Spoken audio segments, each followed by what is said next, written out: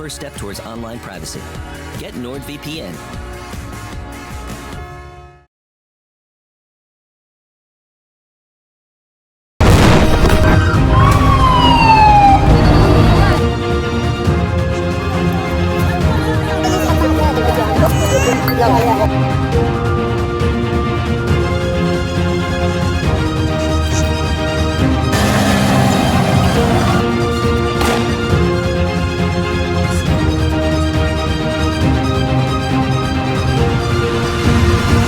The world has failed, I tell you. The world has failed yet again.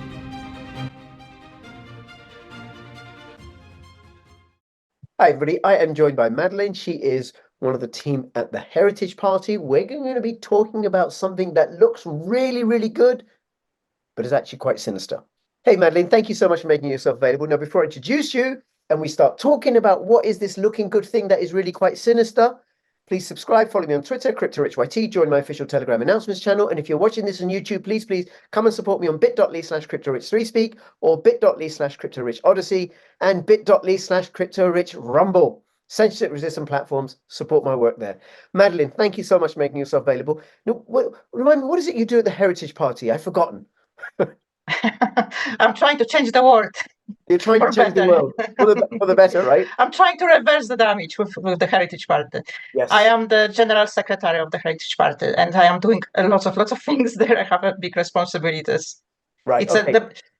Can I just remind what the Heritage Party is as well? Please do. So the Heritage Party is the only, and I really mean that, is the only party who is the solution and is the only way to push the agenda back. And the reason why it is the only party, because we are the only party who actually focus on the local governments. It's none of the other parties doing that. And we will be talking about the local governments today. So Sure. you can see the solution. Yes, and you've been on my channel before, and we've talked about town boards, and David Curtin, the leader of the Heritage Party, has been on my channel before. And just so people don't know, my understanding of the Heritage Party is they are what I would call a traditional conservative party. What the Conservative Party used to be about: small government, family, faith, nationhood, small business, Christianity, all the good things that the Great Reset and the WEF fake Tories and the WF fake Labour and the WF LDP and the WF Greens and the WF SNP are laying to waste, not interested in. And the great thing about the Heritage Party is that they are anti the Great Reset and pro the Great Awakening. And I have met David a few times on pro-freedom demos because he was campaigning against lockdown. He was campaigning against the injection mandates. And the Heritage Party has a policy of not allowing people to join who have been members of the World Economic Forum. So sorry, Tony Blair. Sorry, Keir Starmer. Sorry, Rishi Sunak. You don't get to join the Heritage Party. No. And you know what? It's probably worth to add that we are often approached with questions from people that why we don't just unite with other alternative parties. And you just make a very good point about our manifesto, because Heritage Party is against the all agenda. So I can't really see how this very important elements of the Great Reset and of everything that is happening, how this could be compromised. Because, for example, some of the party we know, they promote jabs, experimental jabs. Even so, they saying they are against the agenda. We don't. We are completely against the whole agenda. So it's very unlikely that we can unite with some other alternatives. Yes. And I'm not saying no. I have interviewed people from some of the other smaller parties, and one of the other smaller parties didn't know anything about the Great Reset or the WEF. They didn't have a policy about it.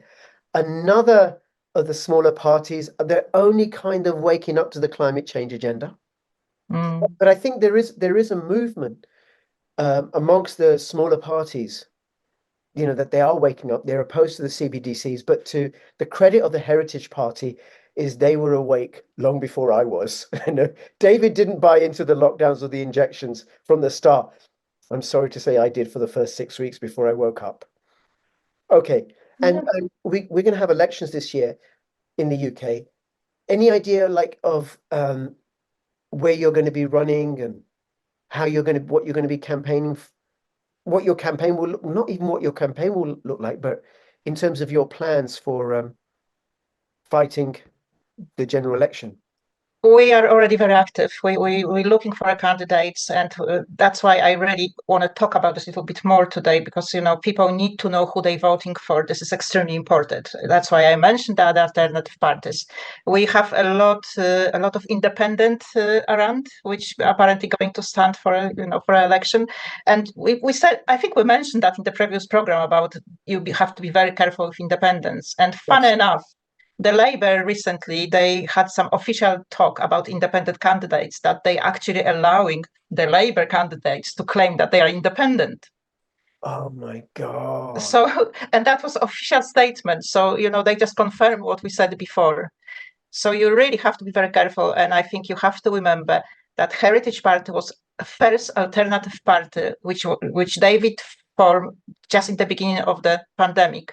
And also we have to remember that David is experienced politician. He was against the agenda before, as you said, before people know the agenda exists. He was already active in the London Assembly, standing against LTN, standing against children's sexualization, standing a lot of things which actually now we all know about, but then we didn't.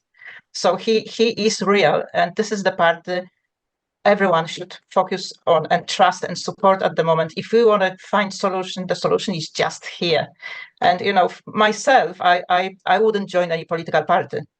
I wasn't interested because of my past in the solidarity in Poland. I had enough of politics, trust me. But trying to do something and not to go through this nightmare again, obviously I have to do something. And so I joined Heritage Party because, as I said, this is the solution to normal, ordinary people who see clearly what is going on, who had knowledge what is going on, and also have the solution based on the experience and the solution based on knowledge, not on gossiping. Yes, absolutely. No, thank you for that. And I'll have the links to the Heritage Party in the description below, and your Twitter, and David Curtin's Twitter. And if people want to listen to David Curtin, he's now also broadcasting on TNT Radio. I think he's got a daily show there, and people can find him there as well. Okay, now, I said at the beginning, we're going to be talking about something that looks really, really pleasant, but is actually very sinister. But that's the whole deal about everything about the Great Reset. We want to take care of the environment and not destroy the planet and everything. As a cover for, we're actually going to enslave you with a carbon tracker linked to a CBDC, digital wallet, and a biometric ID. Or, we want to rewild nature, and farmland should be given up so that nature can flourish, as actually a cover for limiting our access to food. Yes. And we want to, pets, they emit too much carbon dioxide, and that's going to destroy the planet. So, people need to be careful, and we're going to get rid of pets and everything, but actually as an access to demoralizing you. So all these things that are just, do you know what? I work as a social worker, Madeline. Right? Men that abuse women, when they first meet those women, they're really, really nice. They're really, really nice. They really take care of them, and then they ensnare them and then abuse them. And then the same with pedophiles. They groom children, and they groom the people around them. And what the WEF and its lackeys do is they groom us by presenting something that looks so wonderful and sweet. It's just a pretense, and underneath, they're destroying our livelihoods, our family, our faith, our culture, traditions, everything that's great about life, really. But they make people destroy their life themselves. That's exactly the idea of the Great Reset system, which is the Marxist system, which David explained so many times. And you made a very good point about the animals, because that's the banking, completely the Great Reset, and the care about the nature and environment and everything else. And I think we should raise these points because somehow they are completely overlooked when the vegans, for example, they're using vegan to support the Great Reset, for example, yeah? So the vegan just going for this, the Greens going for this, because they care, these people care, possibly they really care about the nature. And they're not thinking what they're doing, that it's so obvious that you can't care for the nature by killing the nature, by cutting the trees, by, killing the animals. Where is the care for the nature? This is completely opposite to what they're stating. yes, And if people need to see this, they are barbaric for the nature at the moment. Absolutely, which is the nature of the war that we're facing. And one of the things that they're doing is they're talking about devolution. which sounds really good, like decentralization and people having say over their lives at a local level and devolution this and devolution that. But it's a whole lot more sinister. One, because it's top down, and then also the structures of it. So do you want to say, this is what we're going to talk about. Do you want to say about devolution, why it's dangerous and how it's dangerous? That will be very difficult to summarize this because devolution started really long time ago, and it changed the names over the time as well. And as I mentioned before, we can compare this to the mixture of Trotsky permanent revolution with the Communist Manifesto, with some contradictive Marxist idea what they mix up. It started a long time ago, and as you said, there was grooming people to get to the point where we are at the moment. So devolution is the reaching for the goal of the one world government, is the word communists practically. This is the devolution based on the Communist Manifesto. And they've been trying to do this through the proletariat, which apparently failed, but it didn't. It just changed the umbrella and become the United Europe. So that's the devolution. So the idea of the communists, the devolution, is to transfer the power and the funds to the hands of the one world government practically. So at this level where we are is transferring the power from the central governments to the local governments, transferring the funds from the central governments to the local governments. And of course, that would be possible to do this very quickly because they've been trying.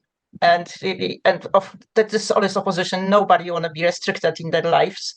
So the progress was slow, and finally people realized, oh, come on, I can't really even have my e-cigarettes, which doesn't produce anything, to be honest. It's just a steam, and I can have my e-cigarettes outside somewhere. So that's people start thinking this actually doesn't make any sense. And that's how one restriction after another create this anger in the nation, and people call for a Brexit, which is just a natural thing. So they have to speed it up.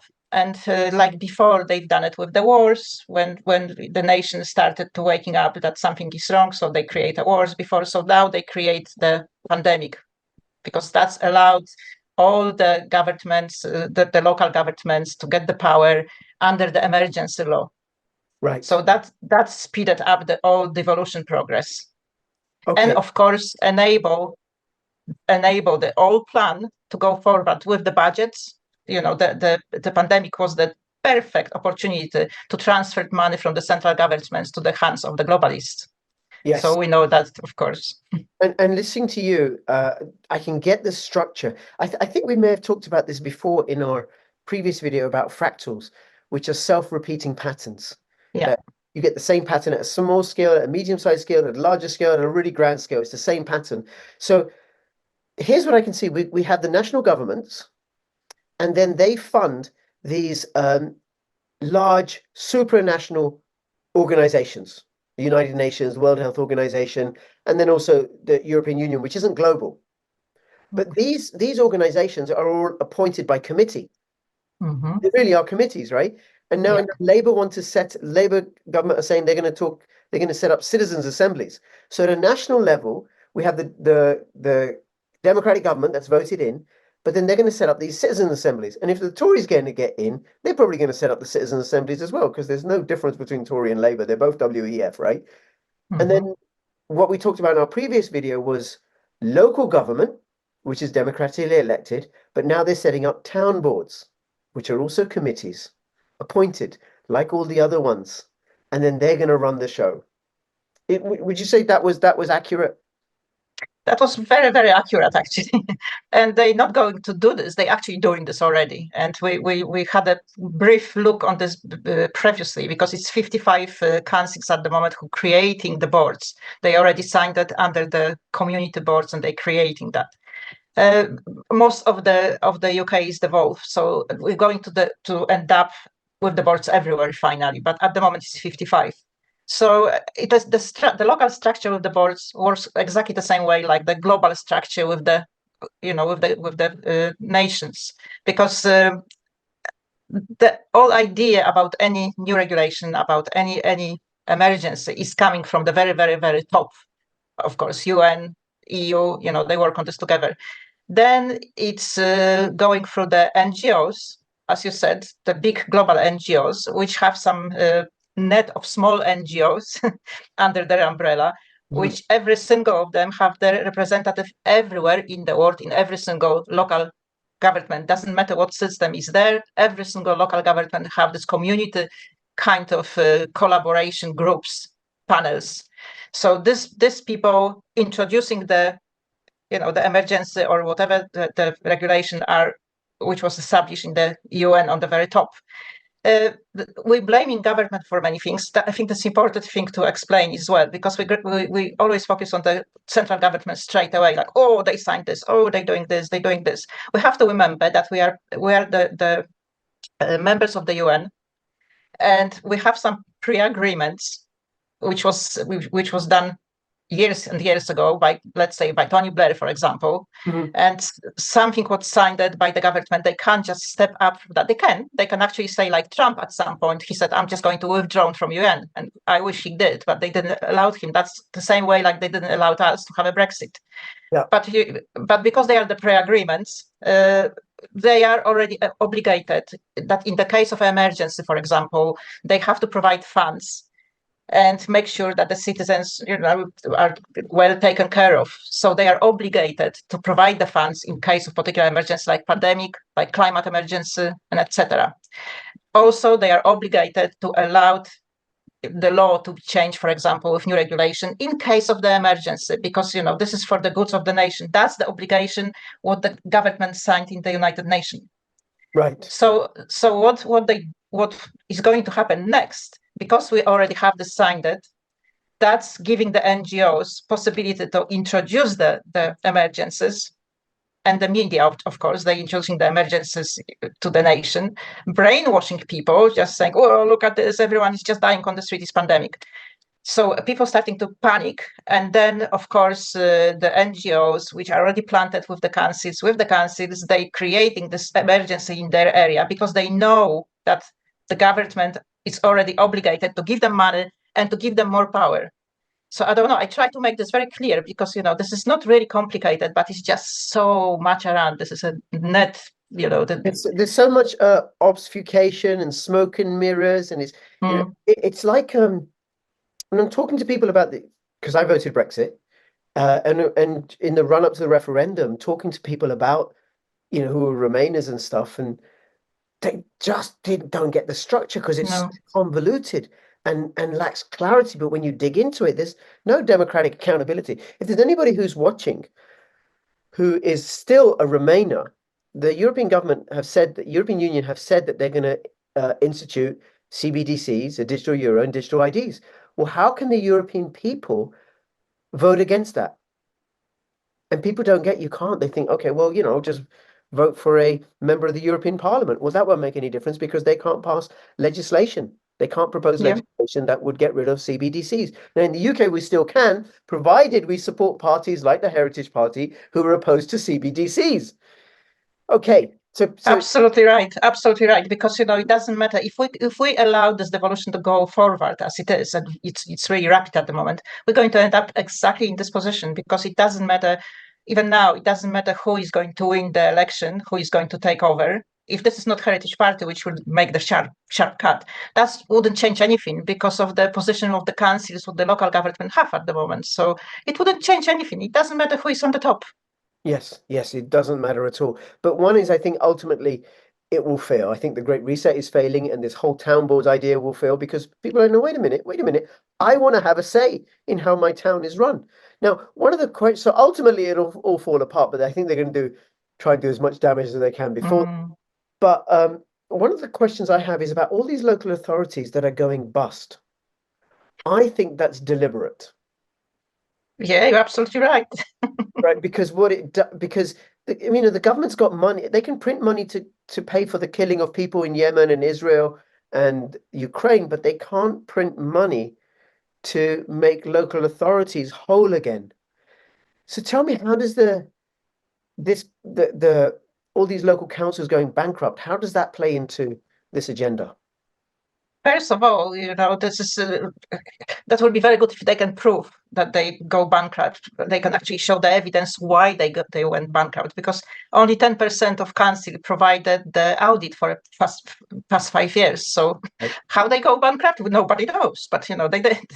And it's fun enough, we predicted that they're going to go bankrupt in 2020. We actually was talking about this in our circles, that, this is the plan.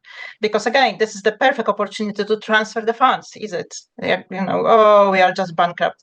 And people who don't really understand the system, they think if they go bankrupt, that's actually a positive thing, because they should just go away and they should be imprisoned. That's what you normally will think. That's a logical thing. But no, if the council go bankrupt, they actually receiving more money.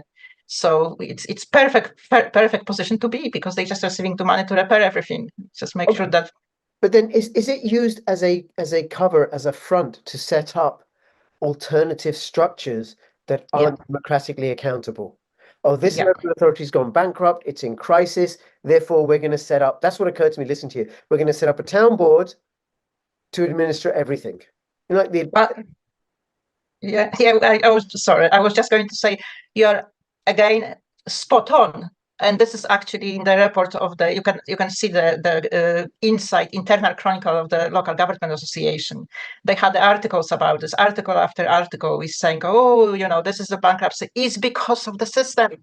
It's because of the system. We have to change the system so we can avoid the bankruptcy. So come on, central government, give us more money and give us more power, because and they actually said that in their own articles, because the council doing better job.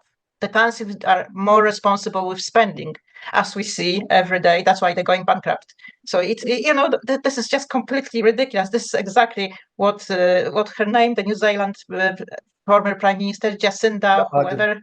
Jacinda Ardern. She recently said something which described the current situation everywhere perfectly. She said that we have to introduce the censorship to save the freedom of speech. Yes, so just listen to this. What is that? It's all war is peace. War is peace, and enslavement is slavery is freedom. It's so Orwellian. But I think the risks that local councils serve, or the risk they are to the Great Reset, is it allows individual people like your councillor Sean, whom I interviewed, to join councils, to become part of councils, and then actually begin to institute policies that are opposed to the Great Reset that people want. So then having town boards instead of local councils running things means that people don't have any democratic outlet for saying how their cities and towns and areas that they live in are going to be run. But that's really, really dangerous. Because the absence, if you don't allow people to make peaceful change, then you get revolution. Yeah, but revolution is exactly what they do. They create revolution. They that's the revolution. That's the permanent revolution, when they're using people to destroy themselves all the time. But with the boards, that's exactly how this is going to work, because the community boards replacing practically any kind of election. Because election is no longer necessary, because the communities already will be electing their own representative.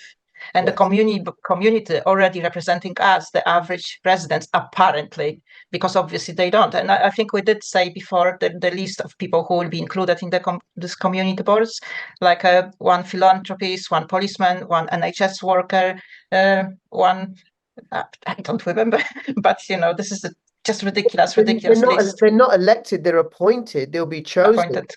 And it lacks transparency and the opportunity for corruption. Oh my God, Madeline, we're mates, right? Why don't you and I choose who's going to be on the town board? Yeah. We're going to choose our mates, people who agree with us, rather than the people rather than the ones that are elected by the diverse electorate.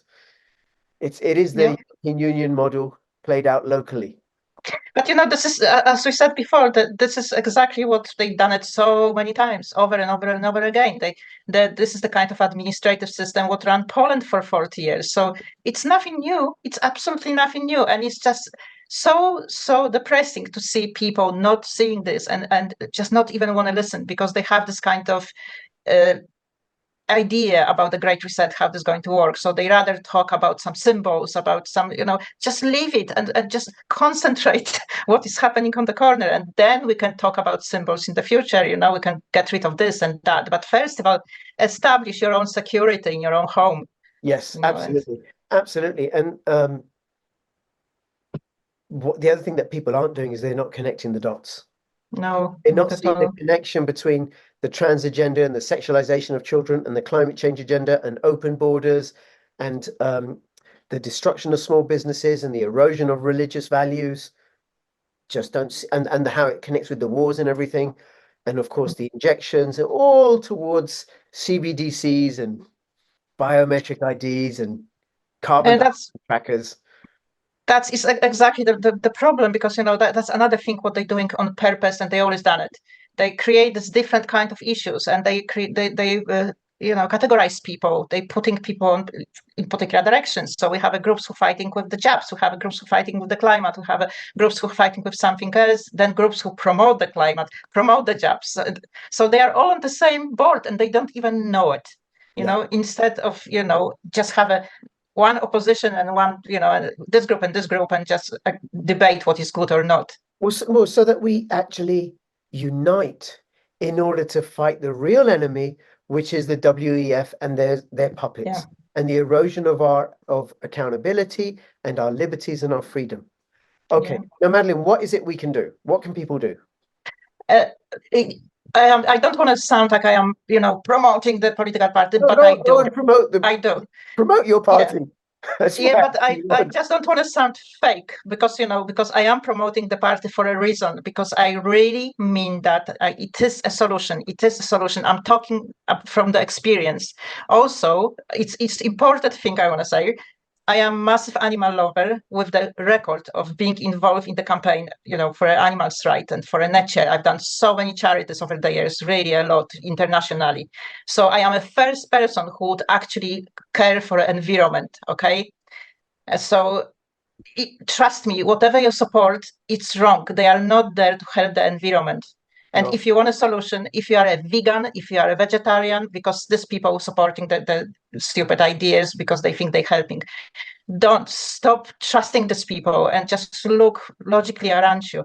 And the solution at the moment is a heritage party, even if the manifesto, if the 100% of manifesto doesn't suit people, but if 60% of the manifesto suit personal, ideology, you should join, because we can only do it as a political party.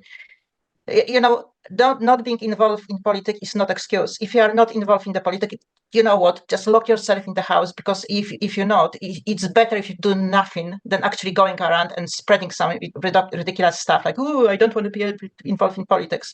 We are involved in politics. You like it or not, we are involved in politics. Yeah. And CBD, if we do nothing, CBDCs are coming our way, and CBDCs represent complete enslavement. So and not for us, but for our children as well. That will be generation. That wouldn't be only one. They will be suffer, for many generations. Yes. So it is really massive duty and responsibility on us at the moment to do something. We have to. Yes, absolutely. Madeline, thank you so much. Is there anything else you want to say before we finish up? Not really. I think we covered it, but the most important thing is just wake up, but properly wake up.